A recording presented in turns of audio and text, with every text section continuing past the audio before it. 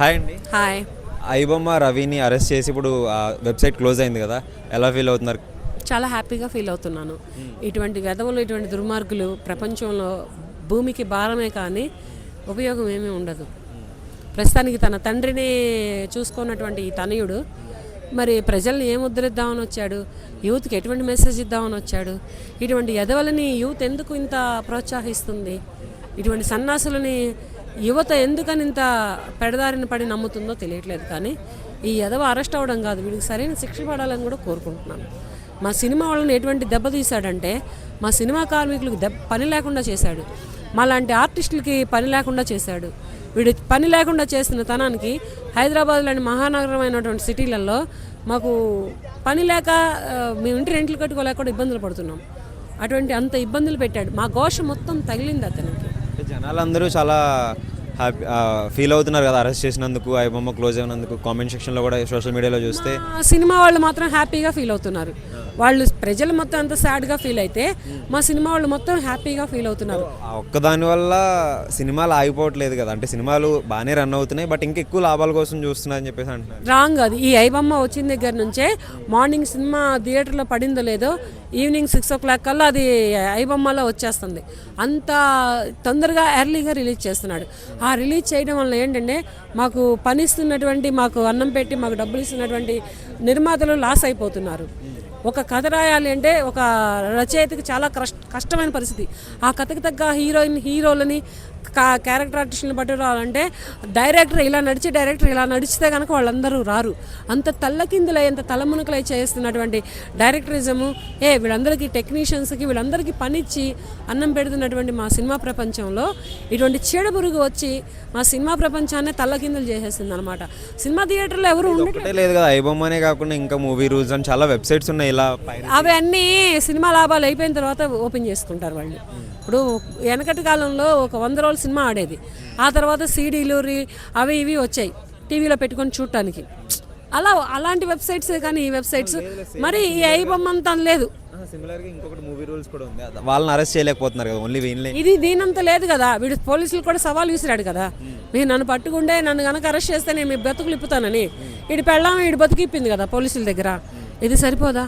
అంటే అతని దగ్గర 5 కోట్ల మంది జనాభా డేటా ఉంది నా దగ్గర, ఒకవేళ నన్ను అరెస్ట్ చేస్తే ఇవన్నీ ఏం బీకలేడు. 5 కోట్ల మంది జనాభా డేటా ఉన్నా కానీ ఒక్కడిది కూడా ఏం బీకలేడు. మా సినిమా వాళ్ళ ఎంట్రీలు ఏమైనా బీగుతాడా? నెట్టి మీద ఎంట్రీలు కూడా బీకలేడు వాడు. మా సినిమా వాళ్ళే చెబుతున్నా నేను. మా నిర్మాతలే కానీ, మా డైరెక్టర్లే కానీ, మా ఆర్టిస్టులే కానీ, మా సినిమా హీరోయిన్లే కానీ ఏం బీకలేడు. కాకపోతే ఏంటంటే ప్రజలకి వీడు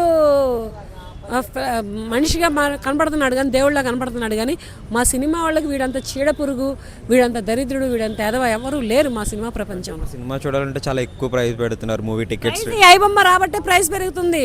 ఈ ఐబొమ్మ క్లోజ్ అయిపోయింది అనుకో, వాళ్ళ ప్రైజులు తగ్గుతాయి కదా. ఇప్పుడు మల్టీప్లెక్స్ రేట్ తగ్గుతుంది అంటారు మూవీ టికెట్. మల్టీప్లెక్స్లో చూసేవాడు మల్టీప్లెక్స్లో చూస్తాడయా, సింగిల్ థియేటర్లో చూసేవాడు సింగిల్ థియేటర్కి వెళ్ళి. నువ్వు సింగిల్ స్క్రీన్లో కూడా చాలా ఎక్కువ ప్రైజెస్ పెడుతున్నారు కదా. 100 రూపాయల టికెట్లు కూడా ఉన్నాయి. మిడిల్ క్లాస్ వాళ్ళు, మిడిల్ క్లాస్ ఫస్ట్ డే ఒక షోకి పెడతారేమో. ఇప్పుడు రెండో షోకి ఉండదుగా, రెండో షోకి నార్మల్ రేట్ అవుతుందిగా. అలా కూడా వెళ్ళొచ్చు కదా. అదేమీ లేకుండా వీళ్ళు ఇష్టం వచ్చినట్టు వీళ్ళు ఐబొమ్మలో చూసుకుంటూ రేట్లు పెరిగిపోయినాయి అని సినిమా వాళ్ళ మీద అటువంటి అపనిందలు వేయమాకండి. ఎందుకంటే మా సినిమా వాళ్ళం మీకు ఆహ్లాదాన్ని ఇస్తాం, ఆనందాన్ని ఇస్తాం, సంతోషాన్ని ఇస్తాం, సెంటిమెంట్ని ఇస్తాం. అన్నిట్లని మీ జీవితాలలో జరుగుతున్న ప్రతి సన్నివేశాన్ని మేము తెర మీద చూపిస్తాం, మేము తెర మీద నటిస్తాం. అటువంటి మా సినిమా వాళ్ళని అలా అంత మాట్లాడొద్దు ప్లీజ్, దయచేసి. ఎందుకంటే మా సినిమా వాళ్ళం అంటే మీకు ఒక ఆనందం. బోరు కొడితే సినిమాకి వస్తారు, విసుగు పుడితే సినిమాకి వస్తారు, కాలేజీ లేకపోతే సినిమాకి వస్తారు, జాబ్ లేకపోతే సినిమాకి వస్తారు, స్కూల్కి బంకులు కొట్టి సినిమాలకు వెళ్ళినటువంటి స్టూడెంట్లు ఉన్నారు. మరి ఇంతటి సినిమా ఆహ్లాదాన్ని ఇలా మాట్లాడతాం చాలా అన్యాయం బ్రో. మా సినిమా వాళ్ళకి సపోర్ట్ చేయండి. మా ఆర్టిస్టులని బ్రతికించేదే మీ అభిమానులు. మీ అభిమానులు చప్పట్లకే మేము చాలా పొంగిపోతాము. అటువంటిది మీ అభిమానులే థియేటర్కి రాకుండా మా అభిమానులు అయినటువంటి మీరే ఇలా ఐబొమ్మల్లో సినిమాలు చూసుకుంటూ కూర్చుంటే మేము ఎలా బ్రతకాలి? మేము సినిమాలు ఎలా తీసుకోవాలి? వేల బడ్జెట్లు పెట్టి మేము సినిమాలు తీసుకొని ఐబొమ్మకి అప్పచెప్పుకొని మేము నష్టపోవాలా? 1000 కోట్లు మేము నష్టపోవాలా? 1000 కోట్ల బడ్జెట్ సినిమా పెట్టి తీసుకొని హీరోలకి హీరోయిన్లకి ఎంతెంత ఖర్చు అవుతుందో తెలుసా ఇప్పుడున్నటువంటి మెయింటెనెన్స్ని బట్టి. అదంతా ప్రొడ్యూసర్ అయినటువంటి డైరెక్టర్. బడ్జెట్ పెట్టే బదులు కొంచెం హీరోలు హీరోయిన్స్ తక్కువ అమౌంట్ తీసుకొని చేయొచ్చు కదా అంటున్నారు. దానికి కూడా ఇప్పుడు గ్రాఫిక్స్ ఉంటుంది, తర్వాత హీరోలే ఎక్కువ రెమ్యూనరేషన్ తీసుకుంటారు. హీరోలు తీసుకున్నా కానీ సినిమా ఫ్లాప్ అయితే హీరో రిటర్న్ ఇస్తాడు. ఐబొమ్మ రవి ఇస్తాడా? ఐబొమ్మ రవి ఇస్తాడా? ఇమ్మని చెప్పండి. ఒక హీరో ప్రభాస్ రెమ్యూనరేషన్ రిటర్న్ ఇమ్మని చెప్పండి ప్రొడ్యూసర్కి. వీడికి ఎక్కడిదక్కడ ప్యాంట్ తడిచిపోద్ది. వీడికి ఎందుకయ్యా ప్రజల గురించి? వీడి పెళ్ళాం ఏంటో, వీడి తల్లిదండ్రులు ఏంటో వీడు చూసుకోక బ్రతుకు. ఇప్పుడు నువ్వు అంత ప్రజాసేవ చేయాలనుకున్నవాడు అయితే పాకిస్తాన్ వాళ్ళు వచ్చి మన ఇండియా మీద పడుతున్నారు. వాళ్ళ మీదకి వెళ్ళి యుద్ధానికి మోడీతో మేము మాట్లాడి నిన్ను ముందుకు దోస్తాం. ఇది చేత కాదు. ఇక్కడ ప్రాణభయం ఉంటుంది ఈ గొట్టంగాడికి. కానీ వీడు మాత్రం ఐబొమ్మలో పెట్టి మా సినిమా వాళ్ళని నష్టపరుస్తాడు. వీడి వలన మేము సినిమా వాళ్ళని చాలా నష్టపోయాము.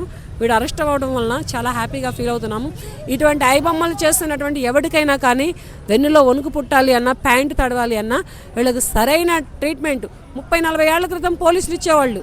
వెనక్కి వెళితే ఆ ట్రీట్మెంట్లు బయటకు వస్తాయి. అవి ఇస్తే బాగుంటుందని నేను పోలీసులు మరీ కోరుకుంటున్నాను.